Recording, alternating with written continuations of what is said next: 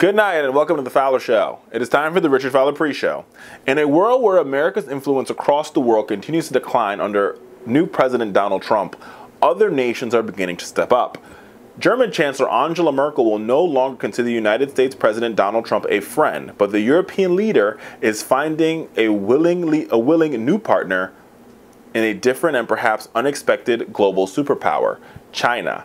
Yes, indeed, it is true. The Chinese president is in Berlin this week on what is described as a highly symbolic state visit.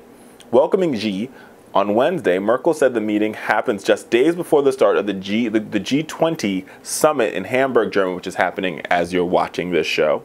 And it was a good opportunity for the two countries to expand and broaden our extensive strategic relationship. She added in her remarks that Germany and China could work together to calm the world's unrest. And she said, I'm going to quote Angela and then we're going to talk about it, right? She said, it is with great pleasure, mind you, she just said Donald Trump's not her friend. It is a great pleasure for us to welcome you here at a time of turmoil in the world, when China and Germany can make a contribution to calm down this turmoil somewhat, is what was, and that is not the only thing that's happening. We also know that the Chinese government is currently in talks with Mexico to create a new free trade agreement. So, here's what this means, y'all. We used to live in an era where these agreements wouldn't happen without the United States having their say. Now world leaders all across the globe have realized America's say ain't necessary, because America elected Donald Trump as president, and Donald Trump wants to create a more protectionist, isolationist America. So the world's just saying, well, if that's the case, we're just going to work around them. And that's why you see the Mexican-Chinese trade deal, which is starting to, there's talks there. There's Germany and China. There's some talks there. Earlier this week we saw Russia and China begin to start having a conversation around North Korea. Instead of China, Russia, and the United States having a conversation, China's like, all right, excuse me, we're just going to put, as we would say in the business world, we're going to put Donald Trump in the BCC line of this email, and we're going to continue talking. So he's not on these emails. It's just Putin and Xi trying to figure out how they solve global turmoil.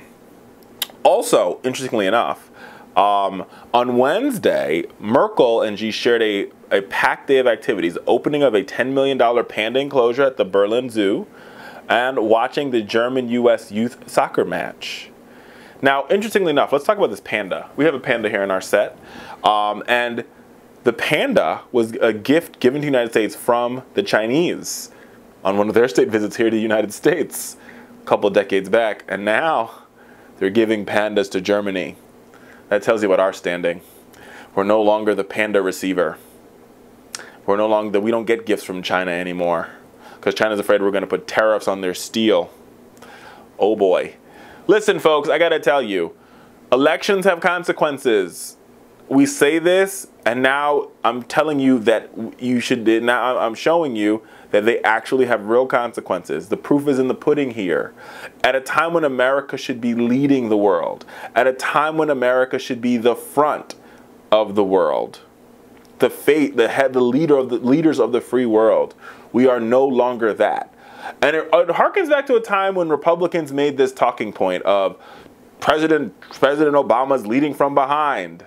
Well, a recent Pew poll found that since the end of President Trump's presidency and the beginning of Donald Trump's presidency, we have seen a decline in confidence in the United States from around the world. And not a small decline, folks, like a 40% drop.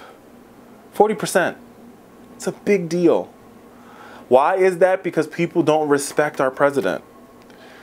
Now, what does that really mean for you watching at home? That can mean a lot of things. It can mean that the prices of goods and services go up that are imported into this country. It could also mean that America is more at risk of being excluded from many of the world deals that have benefited American trade, benefited the American worker, and has benefited America's influence. It could also make traveling abroad unsafe. All these things can happen because America, indeed, it is true, elections have consequences. Consequences, people. Consequences. Now, while I'm going to be the first to tell you this ideal of more free trade agreements instead of having fair trade is problematic for me, and problematic for what I believe in, and problematic for global workers all across the globe, it doesn't mean that that's going to stop free trade from happening without the United States.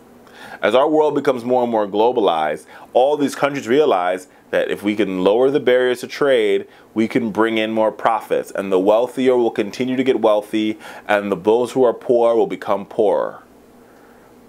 They don't care about us. But then ask yourself the question, does Donald Trump care about us?